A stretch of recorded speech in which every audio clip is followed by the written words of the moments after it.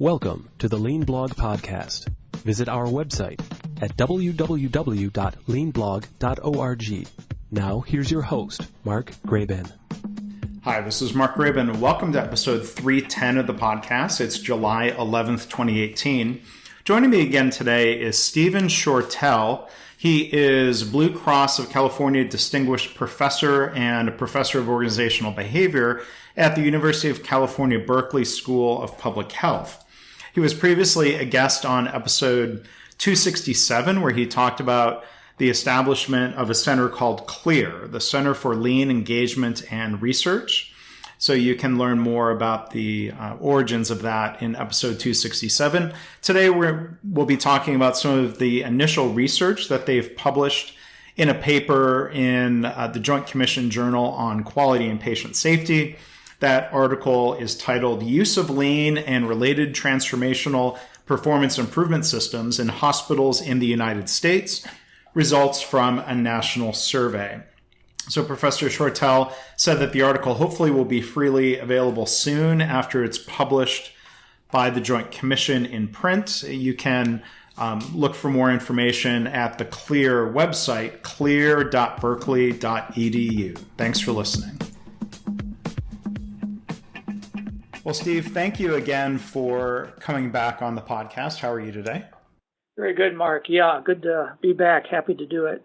Yeah, so we talked back in episode 267 about the CLEAR Research Center and would invite people to go back and listen to that episode. But for people who haven't, could you sort of give a brief introduction to the center and the research that you've been doing there?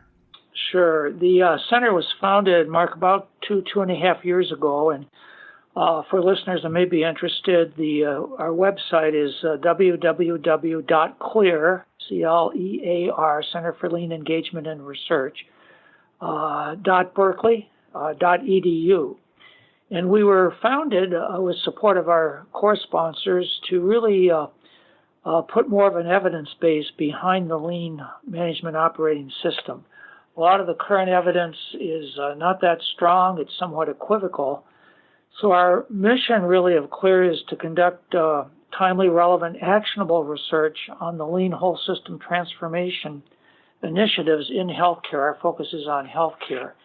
And we have, among our products or work that we've been doing, we have an annotated bibliography that reviews all of the research going back to the year 2000. We update that about every 3 or 4 months. We organize it by type of initiative as well. We also have launched the Lean Action Research Learning Collaborative, which is 7 leading hospitals and health systems, both in the U.S. and Canada. And then we joined forces with the American Hospital Association, Health Research and Educational Trust to do a national survey of lean implementation and related transformational performance initiatives in U.S. hospitals.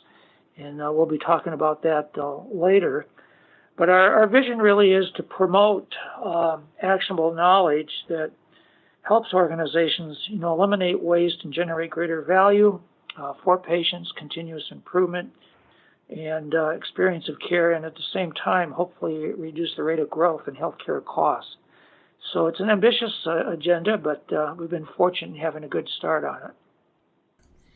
Yeah, and the paper we're talking about today is about hospitals in the United States. What is the scope of your center? Does that possibly include looking internationally, or is the focus on U.S. healthcare? It's a good question, Mark. The paper we'll talk about today that appeared in the Joint Commission Journal on Patient Safety and Quality is based on U.S. hospitals, a national survey of U.S. hospitals. We've had quite a bit of interest now expressed potentially in the UK of adapting our survey to the UK, possibly Finland interested, some interest up in Canada as well. So we don't know where that will lead, but there's been quite a bit of international interest in the research we've been doing here in the States. And because the survey is based on shingle principles and the 4 or 5 Ps and very much generic regardless of country, I think others see in it the potential for usefulness in their countries as well, although obviously there'll be some adaptation to their own, history and environment.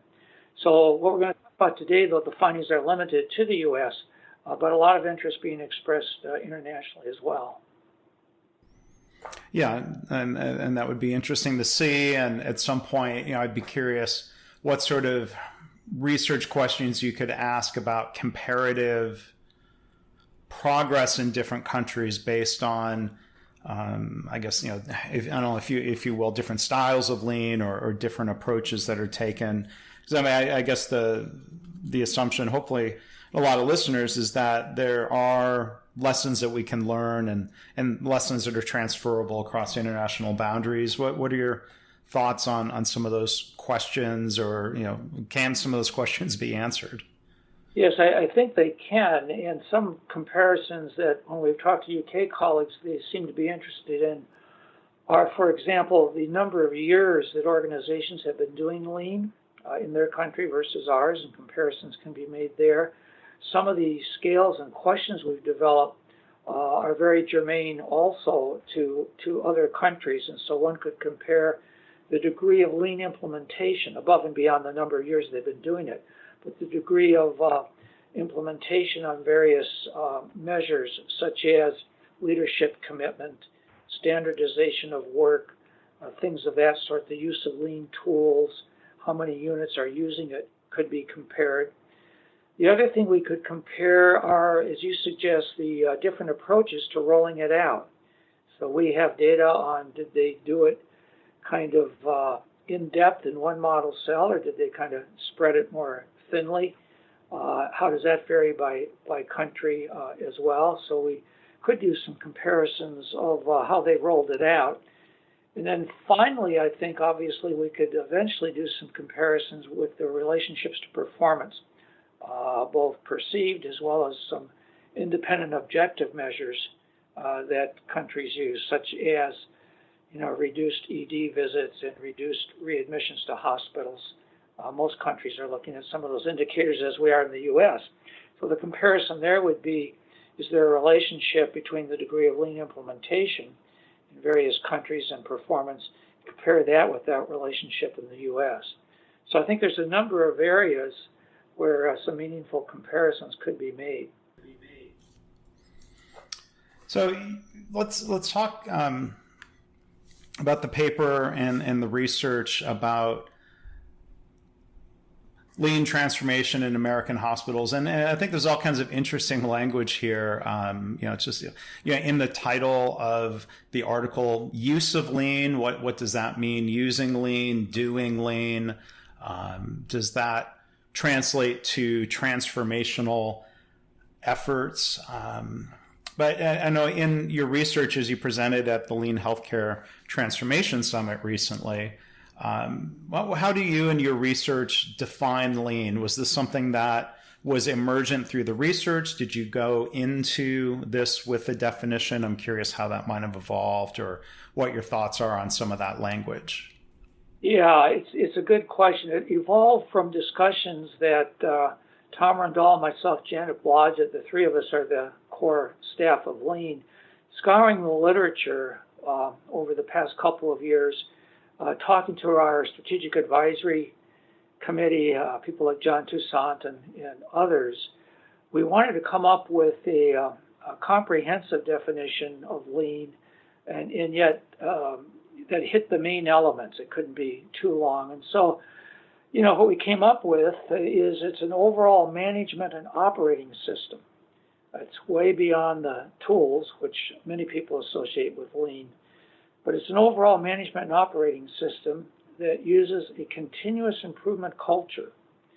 And all of these words are important to us, that empowers the frontline workers, nurses, physicians, support staff, to solve problems, gives them the tools to do that, and eliminate waste by standardizing work to improve the value of care delivered to patients. That's the definition we came up with. And it's interesting, when you go back into the organizational literature, even back in the 1970s and 80s, there was an emerging view of organizations called the socio-technical approach. And lean is very much the modern day descendant of that. The socio-technical approach says that organizations are social systems that very much are influenced by relationships between people and their motivations, et cetera, as they interact with tools and work processes to achieve the organization's goals. And so we view it as a modern-day socio-technical system, but with the definition that I've just indicated. We've also found it seems to have resonance with most people. You can quibble around the edges, that kind of thing. But it hits, we think, the main ingredients. And I think we'll get into this a little bit further. Questions about how the research distinguished between organizations that are focusing on lean tools versus those that are, as you said, focusing on an overall management and an operating system. And I think we'll come back to this, and I'll post the text of that definition on the blog page for this episode. But I'm curious maybe to dig into one thing within the definition. Obviously it's great to focus on empowering frontline workers to practice, you could call it solving problems, you could call it practicing Kaizen and continuous improvement. But I'm curious, or maybe this is implied in calling it an overall management and operating system. If you have some thoughts on the role of leaders and how do we balance the role of leaders and the role of frontline staff to make sure, for example, maybe that a hospital doesn't think lean is about just dumping all of the world's problems on frontline staff. What are some of your thoughts on that? Yeah, well, senior leadership is absolutely critical, and that's where it all begins. And they are the ones that have to learn to lead and manage differently. Personally, I believe lean, if you take it seriously, is a radically new and different way of managing and leading an organization. And it means empowering the frontline workers. What that really means is giving them the tools to solve the problems on the front line. Leaders need to remove some of the barriers to doing that. They need to be involved in training. They need to quit trying to solve the problem themselves. And it's really a radical departure from hero kind of leadership. The leader is hero, and I've got to solve the problem, etc., because that's my job if others haven't already solved it, kind of thing. And that's a very different kind of change, and I think it makes it very difficult. And so what we've seen as an example is a number of hospitals who have been on their lean journey, and then the CEO leaves, who believes in lean and has been trying to implement it, and then it collapses. We don't need to name names here, but that's occurred in a number of places. So I think it really begins with the governing board of the organization and with the C-suite people, that they see that this is the kind of way that has potential to achieve the triple aim and to deliver more value to patients. And it really needs to result in a change in behavior on the part of the top management team in terms of how they approach their work. Yeah, and maybe we'll come back in a bit. I've just jotted a note here, maybe come back to that question of board engagement in terms of defining lean maturity. Does an overall management and operating system include a board that is putting measures in place to make sure lean doesn't collapse at some point? But I'd be curious if we could talk a little bit about, or we're going to dive into learning more about the research paper about the adoption and impact of lean in U.S. hospitals. I was wondering if you could maybe summarize a little bit about the methodology, because I'm sure it's a daunting question. People ask me all the time, what percentage, some variation of a question, like what percentage of hospitals are implementing lean? I'm like, well, there's part of the question is, what does implementing or doing or practicing mean? How did you try to address that challenge of looking across, obviously, a big country with thousands of hospitals to be able to draw some conclusions? Yeah, a little bit of a background. There's about 4,500 hospitals across the country. We eliminated the VA and some of the governmental hospitals, et cetera. And after reviewing the literature and piloting the survey, we piloted it with about a dozen or so hospitals. We got it down to 20 minutes online, et cetera. and we had standardized definitions. And we accepted, Mark, that if they reported, and I'll say who most of the respondents were in a minute, doing lean as I've just defined it, or lean plus Six Sigma, we counted that, the variance reduction and so forth, or the Joint Commission has something called robust process improvement, which includes Lean Six Sigma in a change management package, if you will. It's actually based on General Electric change management package. If they said, yes, we're doing at least one of those, we combined those. And so we counted that as they were doing transformational performance improvement. That certainly involved at least some major elements of lean. A number of them were doing other kinds of things, PDSA cycles and so forth and so on, trying to improve quality of care. But we did not include those as a lean hospital, as it were. So we looked at those three that I indicated. We got data from about 1,200 hospitals. It's about a 27% response rate, which sounds low, but it's actually quite good for surveys of this kind. And we ended up with a pretty large number of hospitals to examine. We did have, if people are interested, some differences between those who responded and those who did not. They're pretty small. They're statistically significant because we have large numbers. So, for example, the investor-owned hospitals did not respond quite as much as the not-for-profit. Teaching hospitals responded a bit more, and larger hospitals responded more than small hospitals, as you might expect. And what we found, so that was the basic methodology. We learned from the pilot that we wanted to go to the person that was most knowledgeable about what they were doing in overseeing lean on a day-to-day basis. And that, it was varied names, but his Transformational Performance Improvement Officer was the name in some respondents. In other cases, it may have been the Quality Improvement Officer. In other cases, the Chief Medical Officer. So they went by different titles. But basically, that was the person who was responding. It wasn't the CEO. It was not the CEO. It was not the board chair. It was not a frontline person who might know his or her own job but wouldn't be able to respond to the other questions. So those were the respondents. And just to start off maybe, and I know we'll dig deeper, what we basically found initially was about 69% of U.S. hospitals reported doing lean to some extent. We can get into that. But we then adjusted that number. What we did is we had the AHA data survey people call up the non-respondents because we thought we probably had some bias, those doing lean more likely to respond. And they just asked them one very brief question, are you doing lean? And they gave them the standardized definitions or not.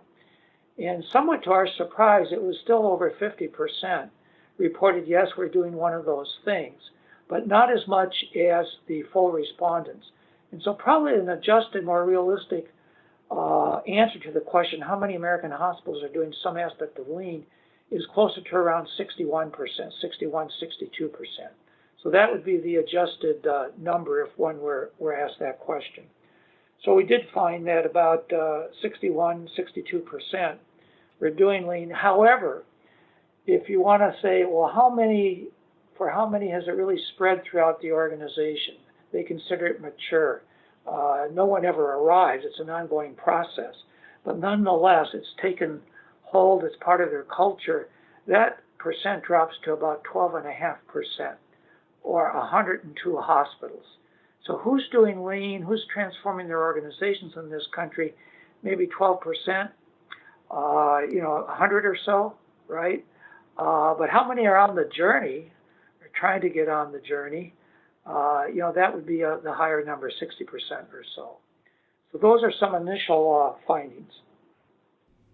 There's that range of maturity, and then one of the other questions you asked was about the length of time, the duration of effort with lean. And one thing I would be curious about is, whether a year is 365 and a quarter days for everybody, I guess, if we're including leap year days. But I wonder, is a year depending on the number of, depending on the approach, the number of internal lean coaches, let's say the knowledge of the CEO. I've visited some organizations that would say, we've been training people about lean for 3 years, and they didn't really have any results yet to speak of because they said, well, we're building capabilities. And the other end of the spectrum, there might be organizations that have maybe been driving too hard for results to where they're doing projects and they're not sustainable. So again, it seems like that's a research challenge. How do you sort of standardize that effort or standardize that year to draw some conclusions? Yeah. So what we did is we tried to kind of surround it by going at it from several different approaches. One was their own perception, and what we asked them, we gave them a choice of where are you in terms of self-reported maturity, and they could say new startup stage, just getting started. They could say beyond startup, but challenge moving forward. So to your point, we're training a lot of people. We've got a couple of cells going, but we're kind of stalled. Where do we go from here? A third response category, we've expanded it to other units, and we feel we're beginning to get traction throughout the hospital. And finally, they could say we've become a mature, transformational performance improvement hospital. Now, what we did, Greg, with those kinds of questions is we cross-tabbed them or correlated them with a number of other measures we had, such as the number of units that are actually doing lean or the number of tools being used. We also had an index of commitment with several questions, which we can get into later on. We had measures of the daily management system. We had measures of how many people have been trained as well. We had, as you indicated earlier, the number of years doing lean. And what we did is we looked at the correlation among all of these to validate them, and we found them significantly correlated. In other words, what they told us about how far along they were on their journey, if you wanted to use that as a measure, it correlated significantly with these other measures. If you wanted to use, we're going to use how many units are actually doing this stuff, or how many people have been trained, or whatever. Yeah, you could use those too, because they're correlated with some of these other measures. The other thing we did, and maybe we can talk more about it later, is we said, okay, if that's the case, then we're going to ask a question at the end. We're going to give them like 16 areas in which, based on the literature and our knowledge and our advisory committee, they're beginning to see results. And we're going to ask them to check off, how many of these are you really seeing results for? Now, it's self-reported and they could put their best foot forward, but we said that those who are saying they're more mature, doing it in more units, score higher on commitment, et cetera, should then report that they're getting more results. That's another way of trying to validate some of this. And they did. They did, indeed. So we have quite a bit of confidence that we can say that if a hospital, we can use a number of different measures to chart a hospital's degree of implementation of lean. And it is related to the number of years that have been added, as you would expect. And so we kind of divide it into just starting first year or two, they score lower on all these things. When you get into the 3, 4, and 5 years, they're scoring a little bit higher. And then as you get into 8 years and above is where you begin to get more of this maturity and, a lot of units doing it. So you can also look at it that way. So we kind of surrounded the problem of the challenge. Yeah. And you talk about the risk of, self-reported assessment, the risk of people wanting to paint a rosy picture or being inaccurate. What are some of the things that were done in the research to try to adjust or account for that, other than looking for the really, I guess, the outcomes maybe are more objective and measurable than some of the inputs, or how would you describe that? Well, it's all self-report from the survey, and so we have to be very cautious, as we indicate in our article. We don't place a lot of weight on the self-reported performance, even though it makes sense from what they're doing. So as we indicated a little bit at the conference, we were able to do a peekaboo. What we've been able to do is now get some independent, observable, objective performance metrics by linking our data to IBM Watson performance data based largely on CMS Medicare cost report data. So we've been looking at, Medicare spending per beneficiary. We've been looking at operating margin data. We've been looking at EBITDA, earnings before interest, taxes, depreciation, and so forth, and the amortization. We've been looking at readmission rates. We've been looking at CAP scores, patient experience scores.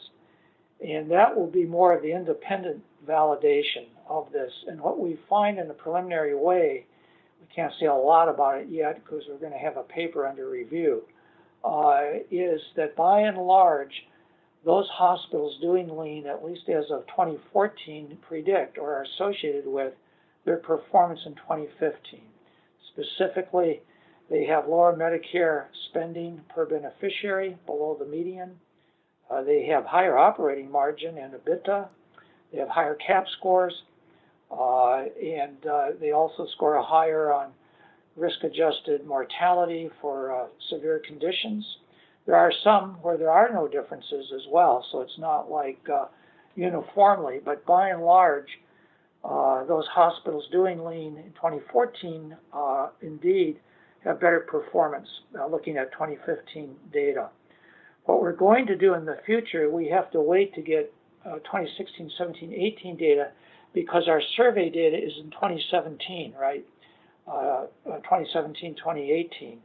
So we can't make a prediction going backwards. We have to wait to see, to get more measures just whether or not they're doing it. So what we're going to do in the future is look at the depth of implementation with the measures I've just talked about to see whether or not they relate to performance then in 2018, 2019.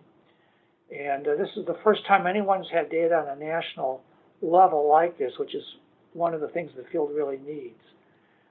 So that's going to be, we're going to have much more confidence in those results than in just the self-report results.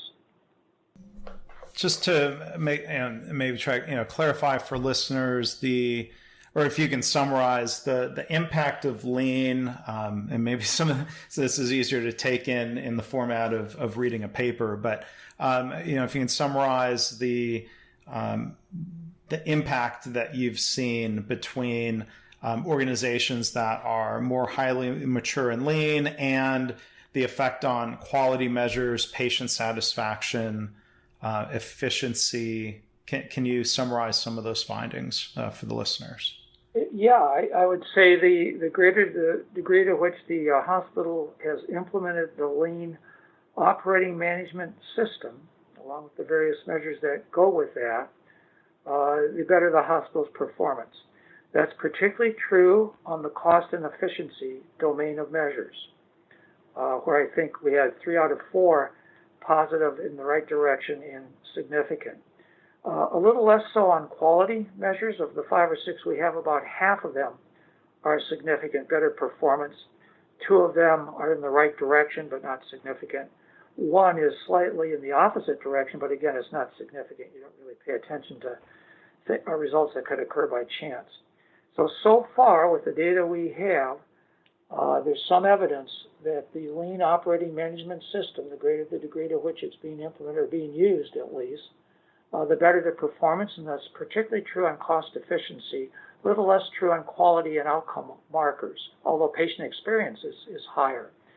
So if you think that lean is this big focus on eliminating waste and so on process improvement, it's perhaps not surprising that you'd see more of an impact on the efficiency cost side than you might on the quality and outcome side.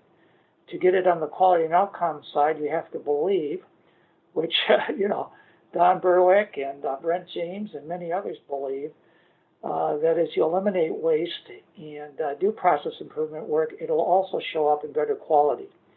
And we find some glimmers of that, but not as persuasive a case yet as might be true in the future.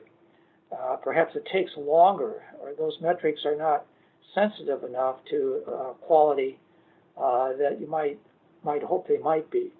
So that's the way I would summarize it. There's very much positive results on the cost efficiency side, a little bit more mixed on the quality and outcome side, but still to be continued. Yeah, and I wonder, how much those results are impacted by the focus of some of those organizations, because like you said, Don Berwick, Brent James, others who've been, supporters of lean and other methodologies, I think, understand the idea going back to W. Edwards Deming that, this virtuous cycle of improving quality, it's not just the right thing to do. It also leads to better efficiency, and that can go hand in hand.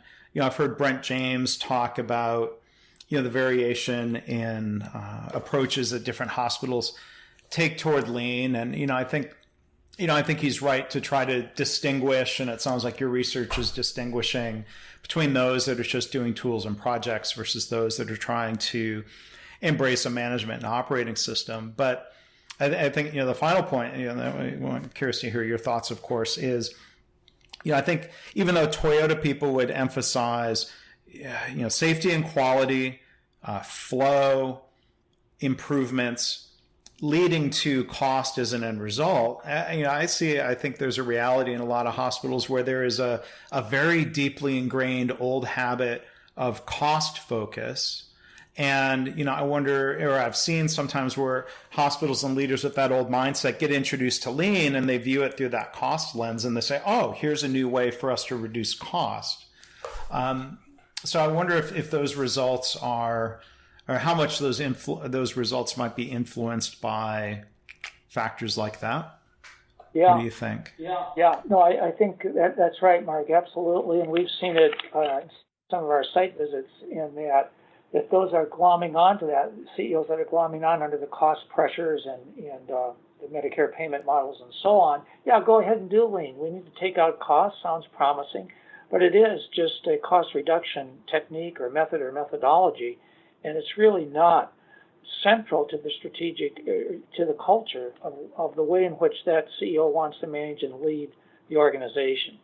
And we don't think that lean, based on our results so far, will go very far if it's just viewed as a set of tools and let's do it in the emergency department and, you can take out some waste here or there.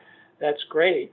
But they really don't get it, or they get it maybe up in their heads, right, intellectually, but not behaviorally.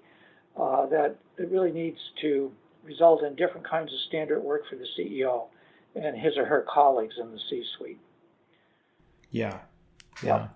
And we talk about those behaviors and that culture. I think earlier you described at least one element of maturity is how lean is becoming a culture. And then maybe when we bring it back to the question of CEO turnover or the role of the board, is it possible that lean at some point is sort of perilous, where it's becoming the culture, but it's too easily undone, versus reaching some sort of tipping point, if you will, where it becomes such a strongly predominant culture that the organizations would have antibodies or some sort of immune response. I'm an engineer trying to come up with a medical analogy. But, I'm curious if you can elaborate on some of that, if you've seen organizations that are really embracing that management system. Does that mean, the board is driving it, the board is educated, the board is influenced to help make sure, let's say there's not that risk of putting a CEO in place who doesn't care about that culture of lean and is maybe willing to undo that culture? Yeah, no, definitely. I mean, two prime examples. One is St. Mary's, and they spoke at the recent summit, as you know, and Don Shelton and the group up in Kitchener, Ontario, Canada. It's driven by the board. Don's retiring, and the board is going to hire somebody who understands lean, and that's the way they're going to run that hospital. They won't. My prediction is they won't miss a beat. Another example out here in the West Coast in our area is San Francisco General Hospital, now Zuckerberg San Francisco General. And they went searching for a CEO a couple years ago, and they were on their lean journey already, and they deliberately sought out someone who was a lean advocate and was going to run the organization that way. So they got Dr. Susan Ehrlich, who was a health officer down in, I guess it was San Mateo County, and she is just continuing full pace.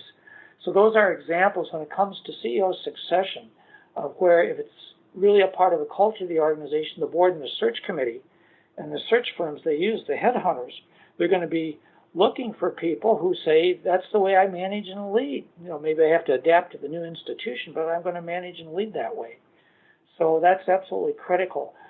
What I don't think we've seen yet, and I think it's more difficult, but it could occur, is where it kind of comes more from the bottom up. That is to say, CEO resigns, and yet the way in which the nurses, the lab techs, the sanitation people, everyone in that organization, the way in which they do their work is just lean-oriented, visual management, standard work, every day, right, would be such that a new person coming in that maybe was recruited for various reasons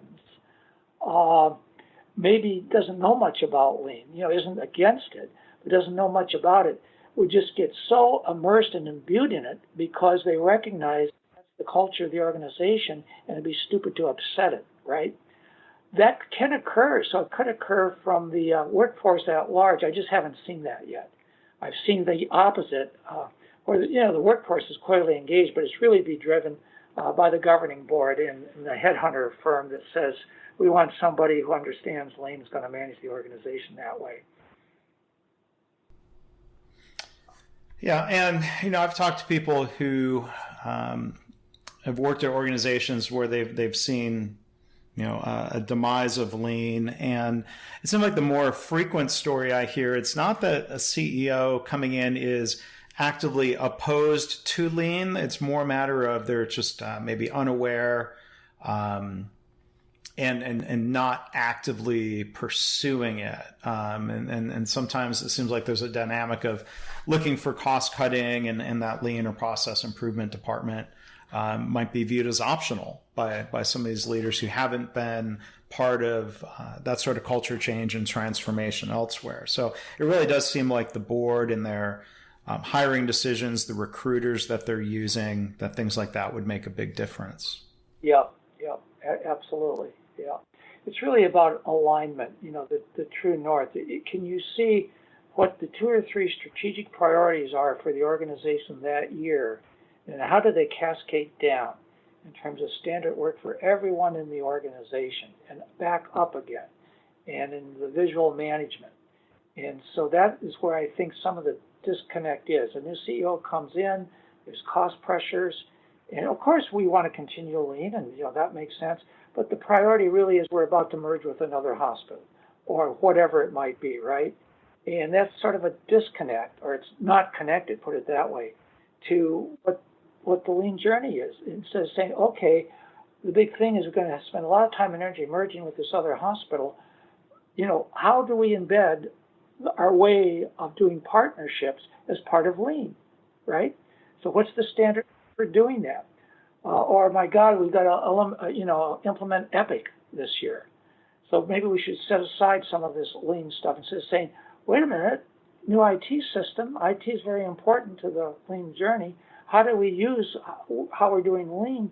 What's going to be the standard work? How is the work going to change for everyone in order to implement Epic? So maybe we have to drop some things from the plate, right? That's fine, set them aside, but we've got to reprioritize, but we're still going to do it in a way of standard work, problem solving on the front line, et cetera, et cetera. And so it's the alignment, the common thread that we think is so important.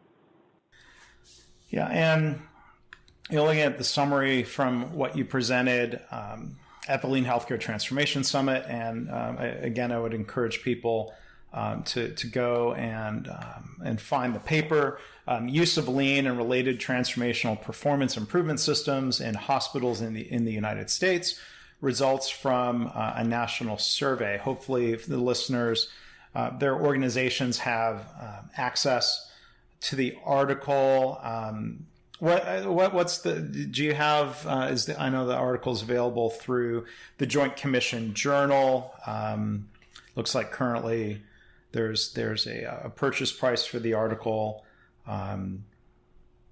The paper, or at least the summary, is available online with some of the background and the key results, right? Yes, it is. Those are available online. It's online now. It'll come out in print. I don't know when. We're not allowed to really, put it on our website until it kind of comes out in print, just in terms of the journal, et cetera. We will do that as soon as it comes out in print. But people can get the abstract there. And quite frankly, if they email us, Mark, we'll be glad to send them a copy. I think we can do it that way, one-offs, if they want to go beyond the abstract and beyond listening to the results here today. But once it gets in print, then it's totally in the public domain. I think it can be downloaded beyond the abstract. Okay. And what's your email address, Steve, if somebody does want to reach out? Yeah, it's just my last name, Shortell at Berkeley, 3es.edu, and be happy to send a copy by attachment to people who want it beyond the abstract that is posted. And then we'll be posting it on our website in a month or two as soon as it comes out in print as well. I would say, Mark, also listeners might be interested in knowing that working with the research collaborative partners that we have, and I'll tick them off, give them credit going from west to east here. San Francisco General, Zuckerberg is a member. UCSF Health System is a member. Sutter Health out here in Northern California is a member. Atrium Health, they were Carolinas, in Charlotte, member. Indiana University Health System, Indianapolis is a member. We have also in Pennsylvania is a member, Lancaster General. They're part of the Penn system. And then up in Canada, as I mentioned, St. Mary's. So we've been working with those 7 over the past year and have developed what we think is a very reliable, quick 10-minute, 43-item implementation assessment instrument that can be given to whoever organizations want to give it to, their employees, staff, etc., to chart the degree of implementation on about 7 or 8 dimensions of lean, and they can use it to identify gaps. So that's going to be put into the public domain probably in the next couple of weeks. So I did want to indicate that that's another product, and we'll have that on our website in a few weeks as well.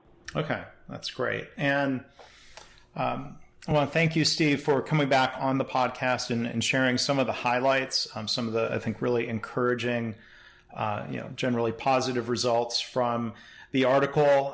Correct me if I'm wrong, but I think some of the key takeaways are, there's a relatively small subset of hospitals in the U.S. that are really deeply pursuing lean as a management system and culture, and it's those organizations that have been at this the longest and are maybe going the deepest in terms of culture and management system that are having generally the best results in terms of cost and some quality indicators and some patient satisfaction indicators. Is that a fair summary? Yep, that's a great summary, Mark. It's a never-ending marathon. So those that stay at it and stay steady and persevere, they're eventually, I think, going to get the results that they hope for. But then it's never ending. Natural entropy and sliding back is reality, and you have to constantly push against that. Well, and hopefully your research will spark others to take their lean journeys deeper and more along the lines of transformation instead of doing. So thank you for your contributions to that and for your work. So again, our guest has been Steve Shortell from CLEAR, the Center for Lean Engagement and Research in Healthcare at UC Berkeley. Thanks again for taking time to be with us today. Yeah, thank you, Mark. Happy to do it. Bye-bye. Thanks for listening. This has been the Lean Blog Podcast. For lean news and commentary updated daily, visit www.leanblog.org. If you have any questions or comments about this podcast, email Mark at leanpodcast@gmail.com.